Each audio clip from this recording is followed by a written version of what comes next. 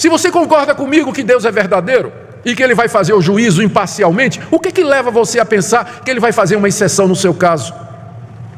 E 3 argumentos aqui. Verso 3. Tu, ó homem, que condenas os que praticam tais coisas e fazes as mesmas, pensas que te livrarás do juízo de Deus? Você concorda comigo, verso 2, que Deus é verdadeiro no julgamento. Por que então você está pensando que você vai escapar do juízo de Deus ao criticar e condenar os outros?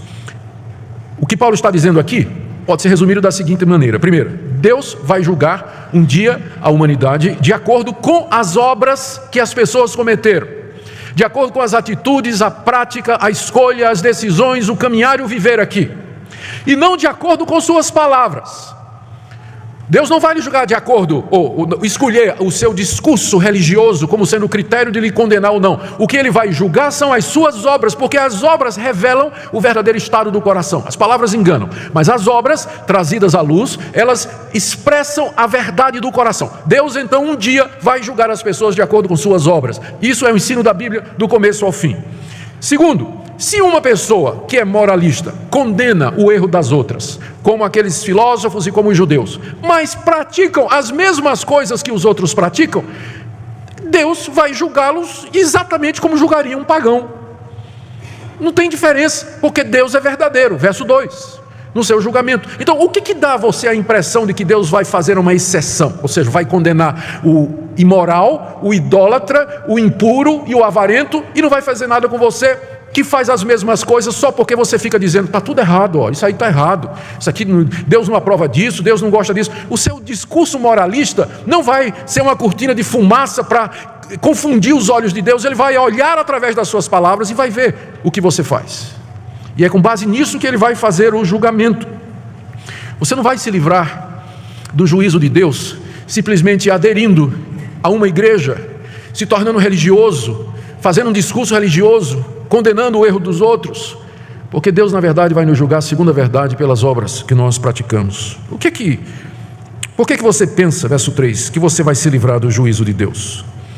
Quarta condenação que Paulo pronuncia sobre o moralista, e aqui ele já está afunilando, está chegando agora no judeu. Era quem ele tinha em mente desde o começo, mas ele começa do geral e está indo para o particular, porque de todos os moralistas, o pior era o judeu na sua época.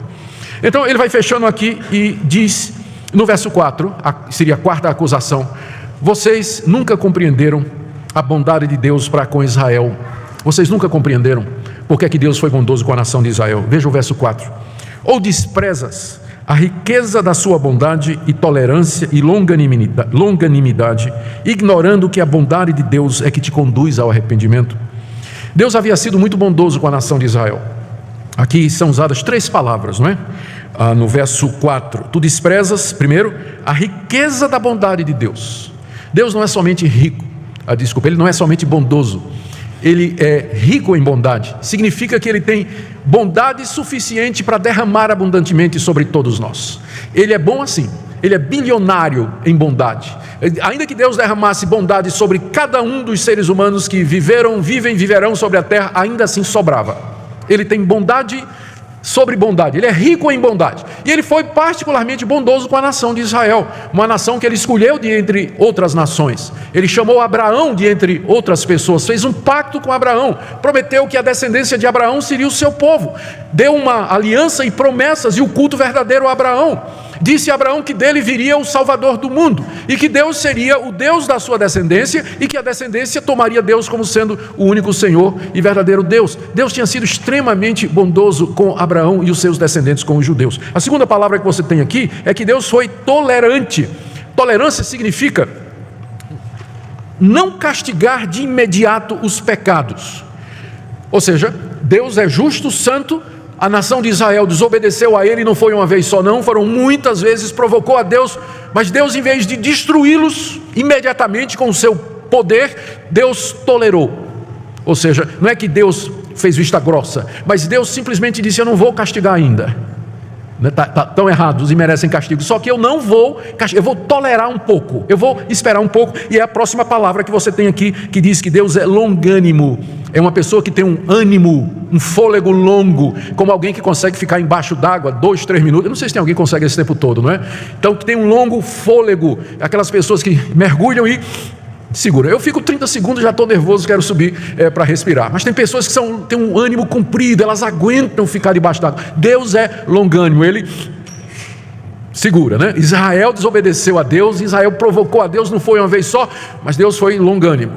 Ainda não. Mas o que Deus queria com essa bondade, tolerância e longanimidade? Deus mandou profetas para avisar o povo de Israel. Deus mandou reis que fizeram reformas religiosas. Deus mandou juízes que libertaram a nação de Israel. E por fim Deus mandou o seu próprio filho. O que Deus queria, porventura, com essa bondade, longanimidade e tolerância? A resposta é que isso não significava que Deus estava fazendo vista grossa para os pecados da nação de Israel, relevando esses pecados, ignorando, mas Paulo diz aqui, o que Deus queria era o arrependimento. Está vendo aí no verso 4? Desprezas a riqueza da sua bondade, tolerância e longanimidade, ignorando que essa bondade de Deus é que te conduz ao arrependimento. O que Deus queria com toda aquela misericórdia que Ele mostrou à nação de Israel no passado? Ele queria levar os judeus ao arrependimento, do tipo assim: um filho que faz uma coisa muito errada, traz grande prejuízo para os seus pais, no nome, na imagem, prejuízo financeiro, e os pais perdoam. Diz: filho, você está perdoado de todo o coração, nós te amamos, nós te recebemos, você continua sendo nosso filho, apesar do que você fez, mas você está perdoado completamente, não temos nada mais contra você. O que um filho deveria fazer? Cair em lágrimas de gratidão. Devia se tocar, para usar uma expressão popular, e isso deveria levá-lo ao arrependimento. Como é que eu pude fazer isso com os meus pais? E tomar a resolução: nunca mais eu vou ofender quem me ama tanto. Era isso que Deus queria com a nação de Israel. Mas o que a nação de Israel fez? Igual aquele filho que os pais perdoaram, e aí o que ele resolve fazer? Bom, se ele perdoou uma vez, ele vai perdoar outra, continua a fazer. Se ele perdoou uma segunda, vai perdoar uma terceira, e ele continua a fazer. Agora imagine que tipo de filho era a nação de Israel? Esse segundo. A bondade de Deus, a tolerância de Deus e a paciência de Deus conduziram não ao arrependimento, mas à hipocrisia. A nação de Israel se sentiu segura, sentiu que podia viver na corrupção de costumes, praticando as mesmas coisas que os pagãos cometiam, porque Deus não haveria de condená-los por causa da aliança. Nós somos filhos de Abraão. Não foi isso que eles disseram a Jesus, quando Jesus chegou pregando a necessidade de arrependimento? Eles disseram assim: nós somos filhos de Abraão, nós não precisamos disso não. Nós não precisamos disso. A bondade de Deus nos leva ao arrependimento. Eu queria que você pensasse nisso. Por que você está vivo até agora? É por causa da bondade de Deus. Por que Deus permitiu que você estivesse aqui hoje à noite ouvindo essa palavra? É a tolerância dEle, a longanimidade dEle. Ele não lhe levou antes. Ele podia já ter levado você. Mas Ele ainda não levou. Não despreze a bondade de Deus, porque é ela que leva você ao arrependimento, não é mais nada.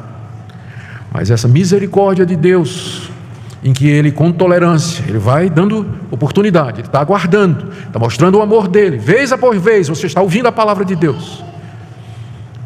Ao não se arrepender, os judeus estavam desprezando a riqueza da bondade de Deus. A quinta acusação de Paulo está no verso 5. Isso fazia com que a cada dia a sua culpa aumentasse. Verso 5. Mas, segundo a tua dureza e coração impenitente é um coração que não quer se arrepender, acumulas contra ti mesmo ira para o dia da ira e da revelação do justo juízo de Deus. Cada crítica que o judeu fazia ao pagão, e ele mesmo cometia aquelas coisas, ele estava acrescentando ira, acumulando ira, que estava sendo reservada para ser derramada sobre ele no dia do juízo. Ele estava entesourando castigo para si.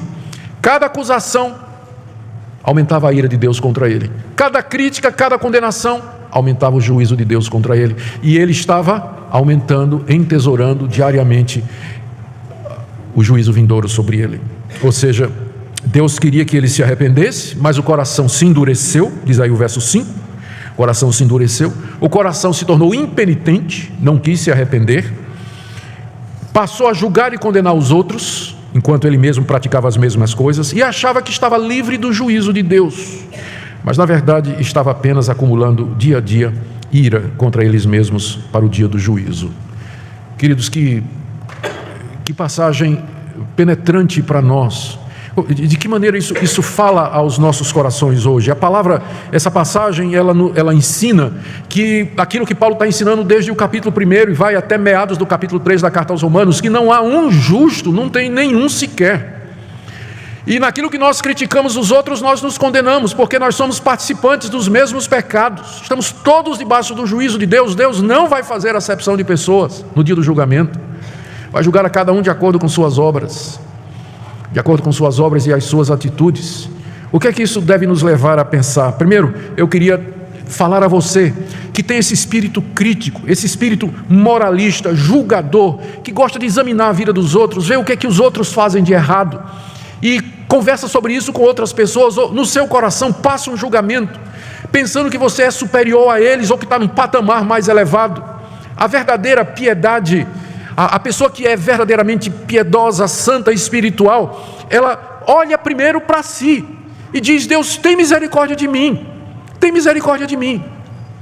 É a história que Jesus contou de 2 homens que subiram ao templo para orar. Um deles orava de si para si, dizendo, era um religioso, né? Ele dizia: ó Deus, graças te dou que eu não sou como os outros homens. Eu dou o dízimo, eu sou fiel à minha mulher, eu vou de casa para o trabalho, do trabalho para casa, eu não falo mal de ninguém, eu não sou como esse cidadão que está aqui ao meu lado, que é um publicano. E o coitado do publicano, que era um cobrador de impostos, ele não ousava nem levantar os olhos para o céu, mas ele batia no peito e dizia: tem misericórdia de mim, pecador, ó Deus. E Jesus disse: esse foi para casa justificado, mas aquele outro não. Então a minha primeira palavra é para você que tem esse espírito, essa atitude de arrogância, de se achar imune ao juízo de Deus e que costuma condenar e criticar os outros. Isso vem às vezes através de cobranças indevidas, críticas. As mídias sociais se prestam para esse tipo de coisa. Deus tenha misericórdia de você, porque isso é o resultado de um coração impenitente e endurecido. Não pense que você vai se livrar do juízo de Deus só porque você vê o que os outros fazem errado. A segunda palavra que eu queria trazer aqui é para aqueles que estão desapontados com a igreja por causa dos evangélicos que dão um nome ruim para a igreja. E é verdade, tem evangélico que é hipócrita mesmo, ele condena, ele tem um discurso de moralidade, mas aí ele vai e faz essas coisas, cai na desgraça, quebra os mandamentos de Deus, a coisa vem a público e as pessoas ficam assim: olha aí, ó, eu não quero ser membro da igreja, eu não quero ser evangélico. Aí, ó, esse pessoal diz que é evangélico, mas faz as mesmas coisas que os outros fazem. Tem gente que diz isso, que não quer saber do evangelho, não quer saber de igreja por causa dos hipócritas que tem lá. Bem, eu queria que você nessa noite visse como é que Deus vai tratar os hipócritas. Deus não concorda com os hipócritas, não. Deus não aceita a hipocrisia, não. Nessa passagem está muito claro que um dia Deus haverá de julgar os hipócritas e aqueles que dizem uma coisa e vivem outra. Essa aqui é a verdade. Então a sua desilusão não devia ser com a igreja e com Deus, mas a sua desilusão deveria ser consigo mesmo, porque provavelmente você é tão hipócrita quanto eles, e com a raça humana que está caída em pecado e com a sua inconsistência. Nós dizemos uma coisa e vivemos outra. Mas é por isso que o evangelho nos foi dado, porque nós somos pecadores precisando de redenção, nós somos pecadores precisando de misericórdia e de perdão. E finalmente, para todos nós, há evangelho aqui? Sim. No verso 4, quando Paulo diz que a bondade de Deus nos conduz ao arrependimento. A bondade de Deus nos conduz ao arrependimento. É isso que Deus quer de nós: arrependimento. Que nós reconheçamos que estas coisas são erradas, que elas são contra a lei de Deus, que elas ferem a santidade de Deus, que elas trazem a sentença de Deus sobre nós, de que são dignos de morte que praticam tais coisas. É isso que Deus quer nos levar a reconhecer. Deus quer nos levar a reconhecer que nós somos dignos de morte por causa da nossa iniquidade. E Ele quer nos levar a reconhecer a sua bondade. Ele tem sido paciente com você e comigo até hoje, exatamente porque Ele quer nos levar a essa posição.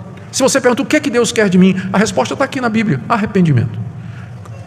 Ano que vem nós vamos comemorar os 500 anos da Reforma Protestante. E o marco do início da Reforma Protestante é o dia em que Martinho Lutero, aquele monge agostiniano, pregou as 95 teses na porta do castelo de Wittenberg.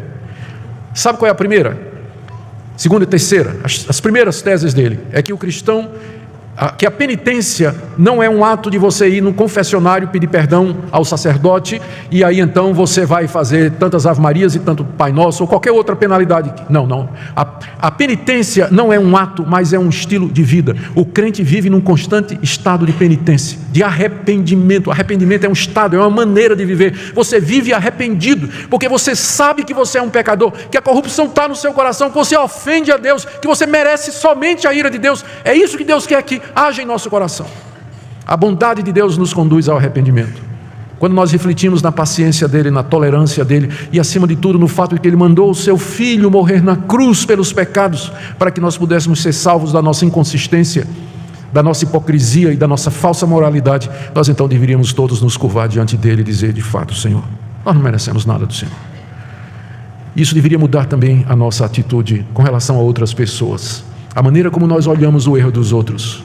Não quer dizer que não veremos os erros, mas quer dizer que a atitude é diferente. A atitude é de chegar perto e dizer: eu sei isso aí que você está passando, eu poderia ter feito a mesma coisa, eu sou tão pecador quanto você, mas venha, eu vou lhe mostrar onde existe perdão. Eu vou lhe dizer de que maneira nós podemos ser perdoados e como Deus pode restaurar a sua vida, em vez de simplesmente colocar o dedão e dizer: pecador miserável, você vai para o inferno e por aí vai. Porque ao fazer isso você está dizendo a mesma coisa contra você.